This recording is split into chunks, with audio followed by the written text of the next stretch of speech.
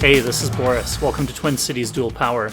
Today is Tuesday, January 27th. I was hoping to have an episode out for you guys yesterday, but I got asked to help with an ice watch training in the Wedge neighborhood in South Minneapolis, so that took up most of my night.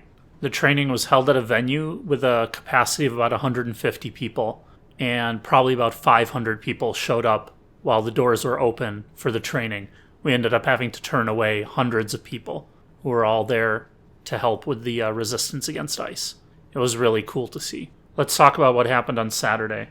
Hopefully most of you have heard the last episode where I covered events up to about 11 a.m. on Saturday at the time I recorded, but here's what's happened since and what we know.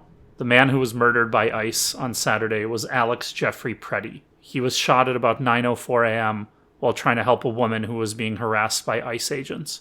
It looks like what happened is that he got surrounded by ICE agents, beaten, pushed to the ground, and they saw, as best as I can tell from the video and from what's been reported, they saw that he had a gun on his person, a concealed carry handgun that he was legally allowed to carry, that he had a concealed carry permit for. They saw it. Presumably somebody yelled, "He's got a gun." Somebody else drew their own gun, fired. Others saw the firing and fired as well. Looks like maybe 6, 10, 12 shots were fired into his body, and he died very shortly thereafter. By 11 a.m., there were hundreds of protesters in that intersection, clashing with ICE, clashing with sheriffs that had shown up. Barricades were put up out of dumpsters and furniture from nearby restaurants and businesses. People had lit fires to stay warm in the dumpsters. Tear gas and pepper spray were widely deployed. But the protesters had held out. They held the intersection, and they'd driven ICE and the cops out by about 1:15 p.m.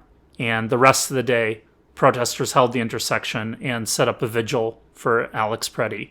Later that night, Minnesota Governor Tim Walz activated the National Guard and set a curfew within about a 5 blocks radius of the intersection of Nicollet and 26th, where Alex Pretti was killed.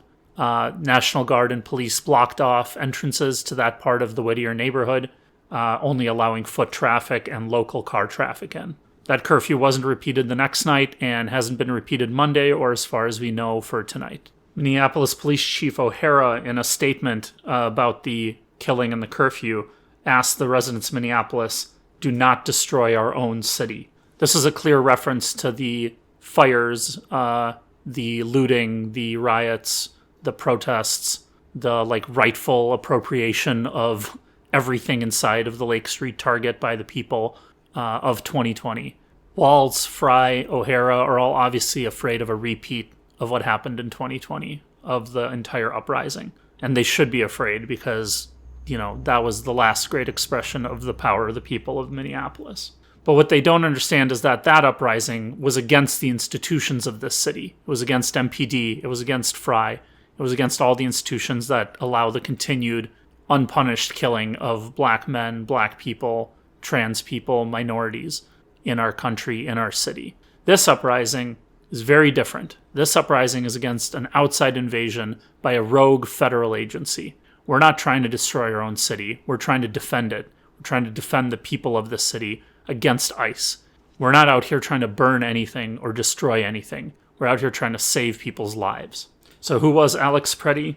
As I'm sure you've seen in the news, he was an ICU nurse at the Veterans Affairs Hospital. He had a Minnesota permit to carry and was legally allowed to have a firearm. And he was disarmed before any ICE officer fired at him. He was just a Minnesotan trying to protect other Minnesotans with his constitutional rights intact, using his best judgment.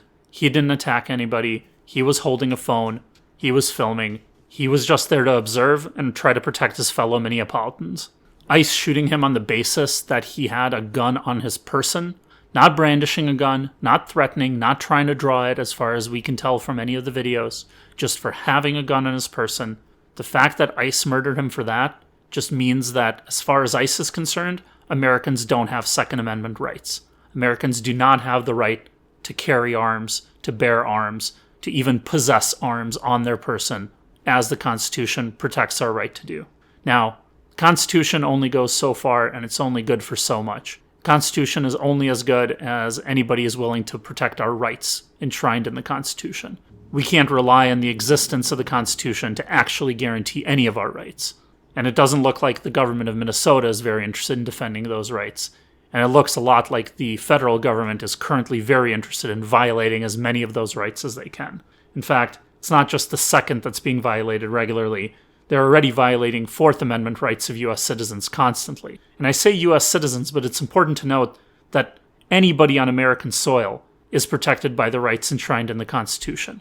Anybody. It doesn't say anywhere in law that it's U.S. citizens who benefit from the Constitution. It just says persons residing within the United States. As such, aliens, illegal or otherwise, are entitled to their Fourth Amendment rights, which the DHS has decided is fine to violate with a memo that they circulated back in May of last year. Link in the show notes. This memo, which was not widely distributed inside DHS, the Department of Homeland Security, but which was used for training ICE agents, says that, as far as we can tell, if a judge has ordered the removal of an illegal alien from the United States, then ICE has the authority to enter that person's home and remove them without a warrant. This is DHS saying this. This is DHS telling their agents that they're allowed to enter homes without a warrant. This is not a judicial ruling. No court decided this. There is no law saying this. There's just a memo from DHS telling their agents they're allowed to violate the Fourth Amendment. Now, I don't have a source for this because I saw it in passing on social media, but I saw some quote saying that the people they're removing have already had a judge issue a warrant for their removal, and that's what justifies violating their Fourth Amendment rights.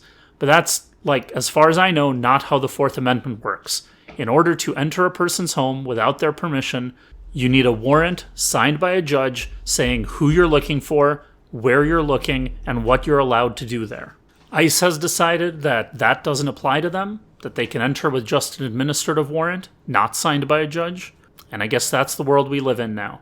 And it doesn't look like the Democrats are so far interested in doing anything about it one way or another. In fact, in a usual story, exactly enough Democrats broke with the party line to vote to fund DHS last week.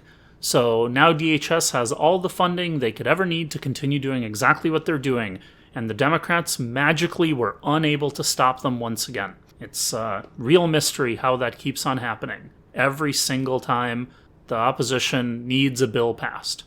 Who knows? Just cosmic coincidence. But speaking of politically embarrassing things, it looks like Trump was embarrassed by the statements that his Border Patrol chief, Greg Bavino, and the head of DHS, Kristi Noem, were putting out, calling Alex Pretti a domestic terrorist and claiming he was trying to massacre ICE agents on the street with his firearm, which, as we all saw in the video, he still had concealed on his person at the time that he was dragged to the ground and then shot.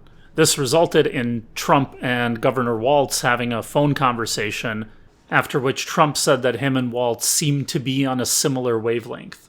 Now, we'll see what that means. I suspect it means that Walz and Trump are on a similar wavelength about Walz using MPD and state sheriffs to suppress protest, while ICE gets to keep raiding homes, kidnapping people, flying people to Texas with no due process, deporting people who are legally allowed to be here, etc., etc., etc.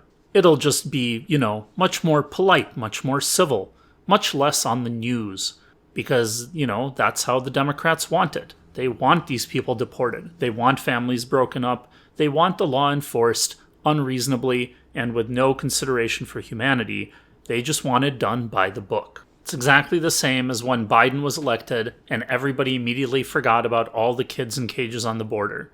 Disappeared from CNN, disappeared from most Democrats' minds. It's the same thing is going to happen here. The ICE raids will continue, but everybody will go back to brunch. Well, everybody except Gregory Bavino, who's basically been fired or demoted, at least from his position as head honcho of Operation Metro Surge here in the Twin Cities. He's going back to wherever he came from, and Tom Homan, Trump's border czar, is going to come to Minnesota and take over operations here. Walz is apparently very excited about this and thinks it's a positive change. As you might guess, I don't think so, and neither do most of the people I talked to. Homan is going to continue operations, probably more efficiently, more discreetly, more effectively, In fact, Pete Hegseth, the Secretary of War for Trump, recently approved ICE to use Fort Snelling, the military base part of Fort Snelling, which is right next to the Whipple building they're currently operating out of, to house ICE, to let them store munitions, vehicles, etc. So based on that, Operation Metro Surge is not wrapping up anytime soon. ICE is planning to be here for the long haul. I heard reports they had hotels booked through June. Now they might be leaving hotels because of all the demonstrations that have been happening outside of them, like one last night to, see Greg Bavino out of town, where a number of people got arrested. Hopefully more details on that in the next episode. All this is a changing of the guard. Doesn't mean anything's going to get better.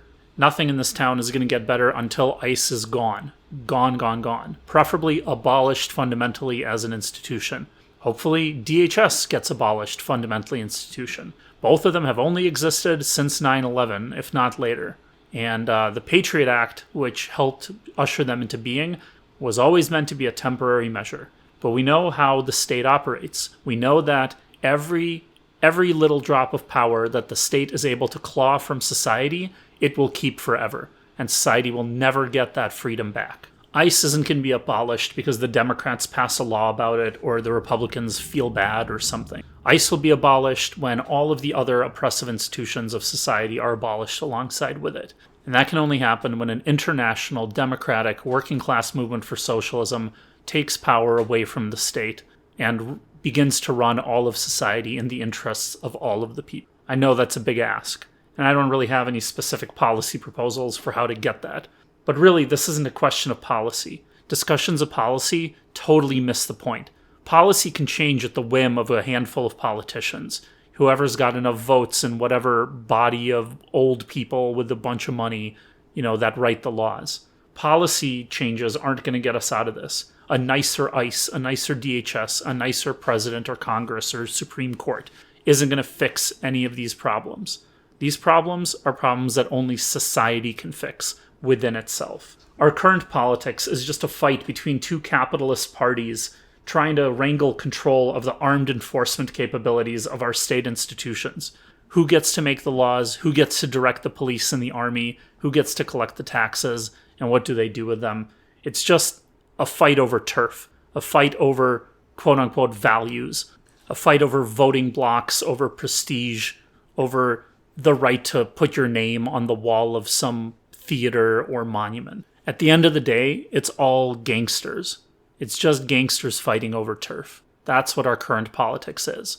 And I'm not on the side of either of the gangs. I don't care if they wear red bandanas or blue bandanas. I'm trying to do a totally different kind of politics. What we need is a politics of the working class. I've said it before, I'll say it again. We need a politics of the people who do the work, who make things happen, who constitute the whole of society. The people you see at the store, the people you go to church with, the people you play baseball with, the people you watch football with. Those people need to be in charge. Not just the people who call themselves socialists, not just Democrats, everybody. Everybody needs to be part of managing society, of making decisions in society, and not through abstract, high-level, far-away, rigid, old institutions, but through bottom-up, directly democratic, grassroots institutions that work together across state boundaries, national boundaries, across continents, across languages, across religions, work together across the entire world to run society in the interests of society, to run the economy in the interests of everybody, to build a world in which it's possible to be meaningfully human without having to have $1 billion, to be able to make world-changing decisions, life-changing decisions, without having to be president of the United States, to build a world in which the zip code you're born into doesn't determine the entire prospects of your life. The institutions that can make that possible are the ones we need to start building now. Again, I don't know exactly what those look like. No one person does. Those institutions will need to be built democratically, collectively, with the participation of everybody. Maybe direct participation, maybe participation through support of the project, maybe participation through keeping the forces of the state and capital, distracted while we do the real work. but the participation of everybody. This isn't a top-down project of building the perfect utopia and then forcing everybody to live in it. This is a project of figuring out what society needs, how people can live in society with each other in ways that don't oppress each other, ways that don't exploit each other, ways that don't hurt each other. That's our project. It's not an easy one, but it is a worthwhile one. And if you're one of those people who thinks that human nature is corrupt and fundamentally evil, well, I don't have anything to say to you. Good luck living in the bleak, dark world where, man is a wolf to man, and you got to watch out for everybody coming to get you. I wish you the best of luck in your sad, impoverished life. I'm going to be in community with my neighbors, in community with my city, in community with the people of this country and of this world, and I'm going to talk to as many people as I can about trying to build something better. More on that to come. Stay tuned. Twin Cities, Dual Power.